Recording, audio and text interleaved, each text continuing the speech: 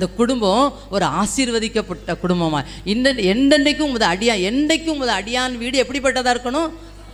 நம்ம அடியானாகிய நம்முடைய வீடு என்றைக்கும் ஆசீர்வதிக்கப்பட்ட வீடாக இருக்கணும்னா நாம் என்ன செய்யணும்? குடும்பமாக இருந்து கலந்து, கணவராக இருக்கிறவங்க மனைவிட்ட கலந்து செய்ய வேண்டும். அப்படி சிலர் அவளுக்கு ஒன்றுமே தெரியாதுன்னு சொல்லி எதையுமே சொல்கிறது கிடையாது. சில குடும்பங்கள் அப்படி நடந்துகிட்டு இருக்கு. அப்போ அந்த குடும்பம் ஒரு ஆசீர்வதிக்கப்பட்ட குடும்பமாக, ஆசீர்வாதத்தின் வீடாக மாறுவதற்கு வாய்ப்பே கிடையாது. அவங்கள அப்படியே ஓரம் கட்டிடுவாங்க.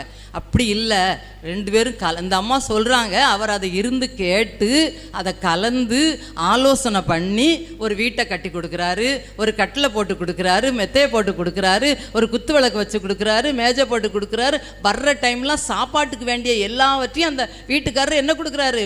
வாங்கி கொடுத்து செய்ய வைக்கிறாரு. அதெல்லாம் அவள் பார்த்துக்கிடுவா, அவங்களுக்கு தெரியும். எனக்கெல்லாம் ஒன்றும் இதை பற்றி